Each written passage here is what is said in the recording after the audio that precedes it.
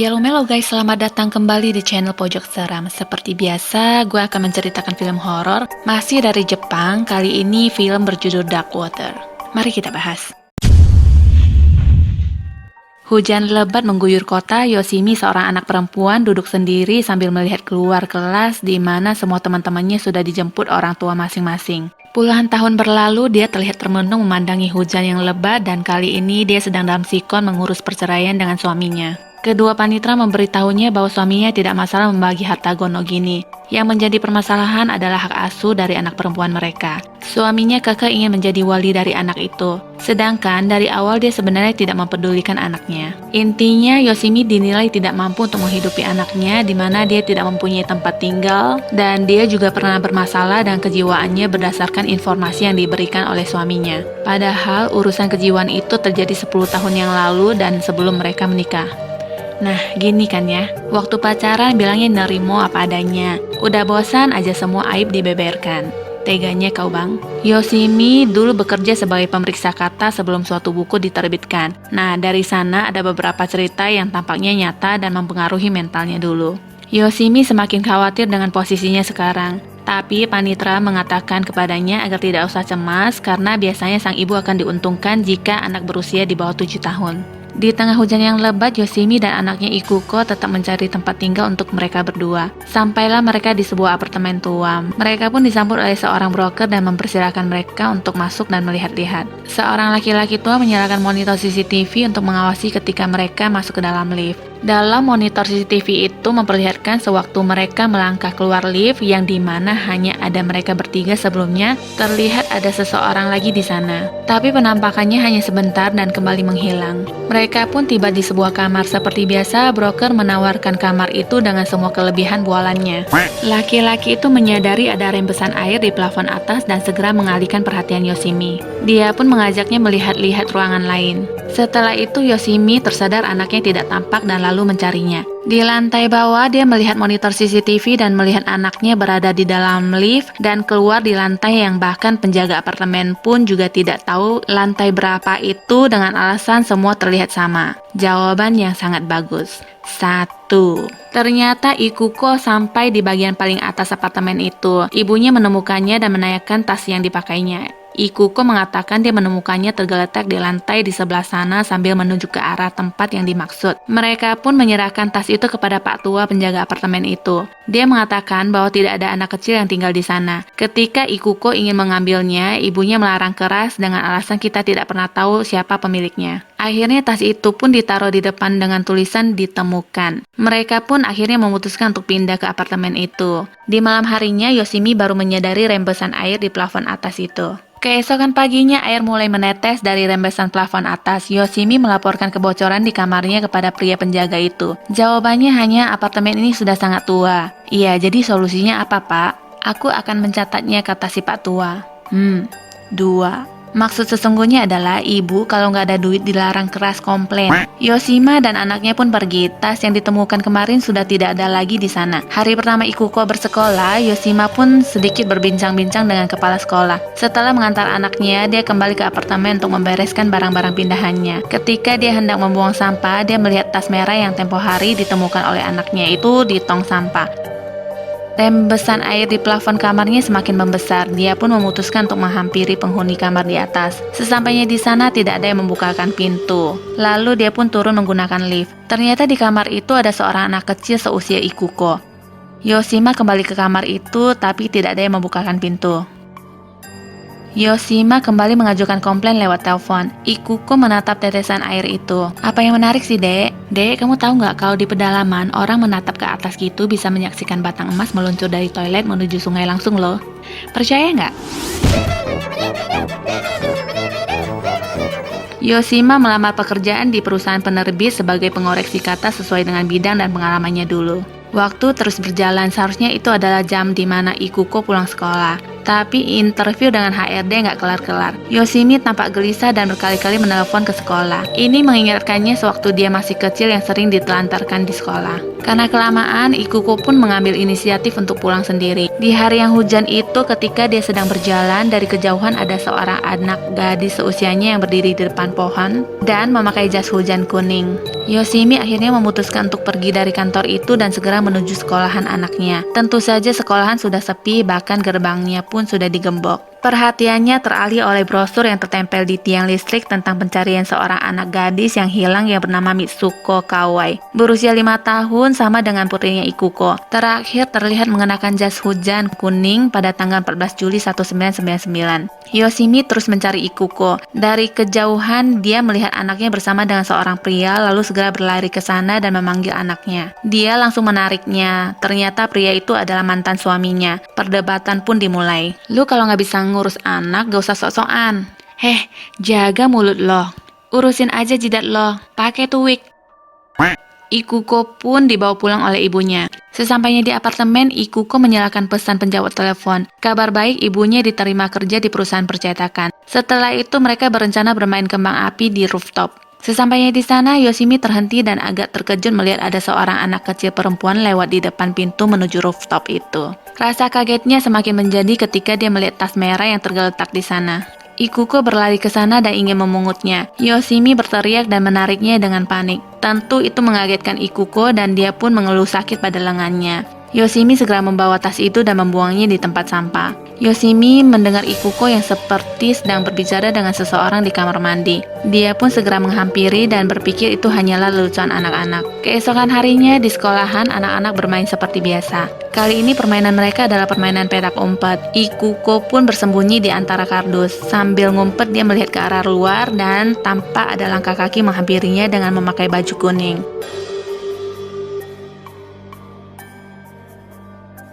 Tiba-tiba Ikuko ditemukan muntah dan tidak sadarkan diri. Ibunya yang panik segera menuduh para guru melakukan sesuatu kepada anaknya. Kepala sekolah menjelaskan bahwa belakangan ini Ikuko terlihat berperilaku aneh dan berbicara sendiri. Kepala sekolah juga mengatakan hal ini biasa terjadi pada anak-anak yang orang tuanya bercerai. Hei, lancang sekali Anda ya. Ketika mereka sedang berbincang-bincang sambil berjalan, Yoshimi tampak melihat hasil gambar para bocah yang tertempel di dinding. Ada satu gambar yang sangat menarik perhatiannya, yaitu gambar anak mengenakan baju kuning dan memakai tas merah yang bertuliskan "Cepatlah pulang, Mitsuko". Kepala sekolah pun menceritakan sedikit kisah Mitsuko yang juga salah satu murid sekolahan itu. Dia ditinggal pergi oleh ibunya. Setelah itu dia pergi begitu saja. Mitsuko dinyatakan hilang 2 tahun yang lalu dan sampai sekarang belum ditemukan.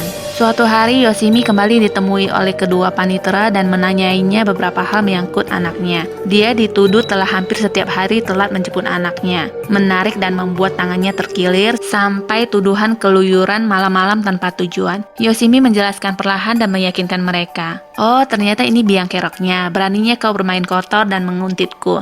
Hentikan melebih-lebihkan sesuatu, teriak Yoshimi. Ketika mantan suaminya mematikan rokok dengan senyumnya yang mengerikan, cukup menunjukkan bahwa sepertinya dia salah satu psikopat. Yoshimi seperti menemukan pelaku yang mematikan putung rokok di lift apartemennya dulu. Emosinya pun meledak. Dia menuduh mantan suaminya ini yang telah meletakkan tas merah itu di rooftop. Aksi itu direlaikan oleh pengacara. Mereka pun meninggalkannya. Seorang lelaki datang dan menasihati Yoshimi agar menjaga sikap dan mengontrol emosinya supaya tidak merugikan dirinya sendiri dan bisa tetap bersama putrinya. Sesampainya di apartemen, Ikuko masih tampak tertidur. Kamar itu masih dengan tetesan air rembesan dari plafon yang makin lama makin melebar. Tetesan air itu mengenai Yoshimi. Dia seperti bermimpi ada seorang anak perempuan kecil terlihat sedang duduk dan memutuskan untuk berjalan pulang sendiri di tengah hujan deras. Yoshimi terbangun mendapati kasurnya yang sudah basah kuyup karena tetesan air itu. Rembesan air itu jauh melebar dari sebelumnya. Dia baru menyadari anaknya tidak di sana dan segera mencarinya. Melalui rekaman CCTV, dia mengetahui keberadaan anaknya. Dia pun segera menuju ke sana dan tiba-tiba seperti ada bayangan anaknya yang memakai tas merah itu sambil berlari dan memanggilnya. Setelah di rooftop, Yoshimi seperti melihat sesosok anak kecil di balik tandon. Dia pun memanggil-manggil anaknya. Betapa terkejutnya dia melihat tas merah itu lagi. Merasa putus asa tidak menemukan anaknya, dia pun terpaksa menelepon mantan suaminya untuk menanyakan apakah Ikuko bersamanya. Jawabannya sudah pasti tidak. Yoshimi tiba-tiba berlari keluar dan memanggil anaknya. Tempat yang dituju adalah sebuah kamar lantai atas, tepat di atas kamarnya. Di kamar itu tampak air yang mengalir keluar. Dia mengetuk pintu kamar itu dengan panik dan memanggil nama anaknya. Tidak ada yang membukakan pintu, ternyata pintu kamar itu tidak terkunci. Dia pun segera masuk. Kondisi kamar itu lebih mengerikan dibanding kamarnya. Benar saja, anaknya Ikuko ada di sana. Aduh nak, mama cari kamu kemana-mana, malah di sini jalan sambil merem di tempat horor kayak gini pula kan? Apa cita-citanya coba? Go away, damn you!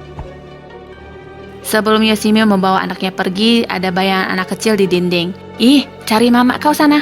Ketika Yoshimi keluar dari kamar itu, di atas terdapat papan nama penghuni yang bertulisan Soji dan Mitsuko. Dia pun seperti mengingat anak perempuan kecil yang muncul di depan kamar dan foto brosur anak hilang yang bernama Mitsuko. Keesokan harinya, Yoshimi berencana pindah dari apartemen itu. Kishida, pria yang membantu kasusnya selama ini, menyarankan agar dia tidak dulu pindah dari kamar ini karena akan memberikan kesan yang tidak menguntungkan di mana Ikuko yang diharuskan untuk berpindah sekolah lagi.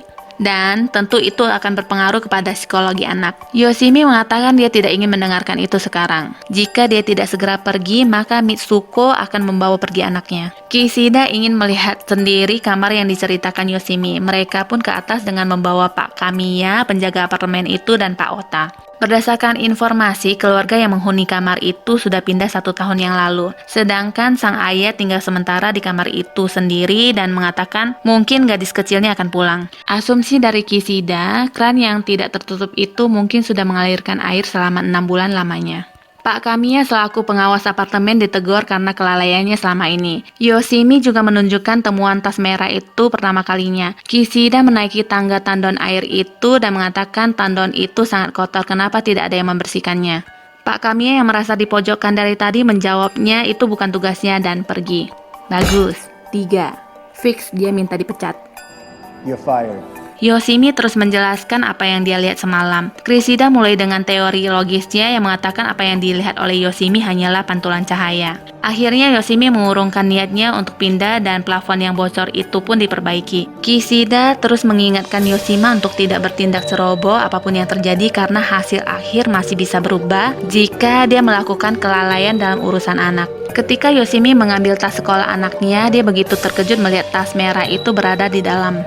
Yoshimi mulai menanyai anaknya tentang keberadaan tas itu. Apakah dia pernah kembali ke atas? Jawaban anaknya adalah tidak dan tidak tahu. Merasa ada yang janggal, dia pun menelepon Kishida tapi tersambung ke voicemail. Dia kembali menelepon ke kantornya dan mendapatkan jawaban yang sama. Kishida sedang tidak berada di sana. Ketika Yoshimi menutup telepon dan memalingkan wajahnya, dia sontak kaget melihat anaknya yang sedang membuka tas merah itu sambil tersenyum. Dia pun segera merampas tas tersebut.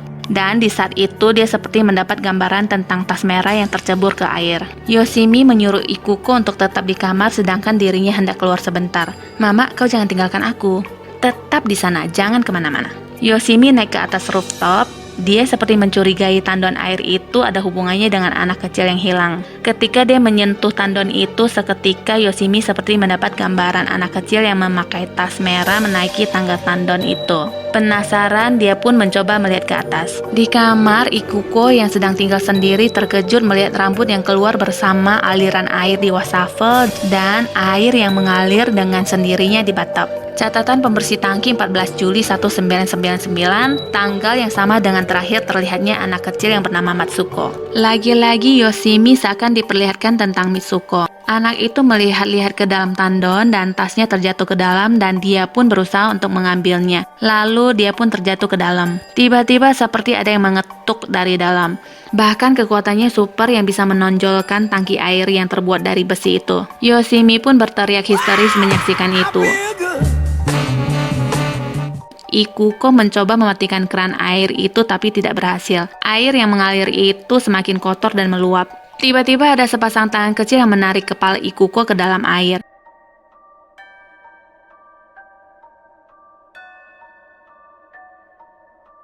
Yoshimi kembali ke kamar dan menemukan Ikuko tergeletak di kamar mandi. Yoshimi segera membawa Ikuko pergi dari kamar itu menggunakan lift. Dalam situasi seperti itu pun lift tidak mau kooperatif. Nganga aja dong gak mau ketutup pintunya. Lebih anehnya lagi, air tiba-tiba menetes dari atas. Yoshimi masih dapat melihat koridor apartemen dan dia semakin panik melihat sosok anak kecil yang keluar dari kamarnya dengan basah kuyup memanggil-manggil ibunya. Itu adalah Ikuko anaknya. Nah, terus yang digendong ini siapa? Ketika dia melihat ke arah anak itu, ternyata adalah hantu Mitsuko yang segera memeluknya dan memanggilnya dengan sebutan ibu. Salah, aku bukan ibumu. Halo, itu tangan gak usah pakai acara mencet-mencet leher gua juga kali ya. Ikuko berlari ke arah ibunya. Yoshimi menyuruhnya untuk berhenti dan jangan mendekat. Untuk menyelamatkan Ikuko, Yoshimi akhirnya mengatakan kepada hantu itu bahwa dia adalah ibunya. Ya, aku ibumu. Ya udah ya, gak usah pakai pencet-pencet lagi. Yoshimi menangis dan memeluk hantu Matsuko. Ikuko pun menangis melihat ibunya memeluk orang lain. Lift itu pun akhirnya berfungsi di momen yang salah. Lift itu menuju ke rooftop. Ikuko pun menaiki tangga untuk ke atas sambil menangis dan terduduk di depan lift. Seketika air yang banyak menyembur keluar dari lift. Ini pantai apa apartemen ya? Ikuko terus memanggil ibunya. Ya, mamamu sudah dibawa pergi, nak. 10 tahun kemudian, Ikuko yang sudah remaja menghampiri apartemen tempat tinggalnya dulu yang kini sudah terbengkalai. Dia memasuki kamarnya dulu. Ketika dia hendak pergi, dia menoleh ke belakang dan melihat sosok ibunya. Ibunya menyapa dan mengatakan selamat datang kembali ke rumah. Kau sudah tumbuh besar sekarang. Ikuko menanyakan kepada ibunya apakah dia tinggal di sini selama ini dan kenapa tidak ada yang memberitahunya. Ibunya tidak menghiraukan pertanyaannya. Mereka pun duduk dan berbincang. Ikuko mengatakan ingin tinggal bersama ibunya. Selagi dia berbicara, ekor matanya ingin melirik ke belakang. Sebelum itu terjadi, ibunya mengatakan bahwa dia tidak bisa tinggal di sini bersama ibunya. Hantu Matsuko menampakkan diri di belakang. Kembali dia merasa ingin melihat ke belakang, ternyata tidak ada siapapun di sana. Ketika dia kembali menoleh ke depan, ibunya juga sudah tidak ada. Jadi itu adalah arwah dari ibunya. Begitulah kisah film ini. Terima kasih sudah menyaksikan shortcut film ini. Jangan lupa subscribe, like, and share. Juga mengaktifkan lonceng tanda notifikasi untuk updatean film lainnya ya. Bye!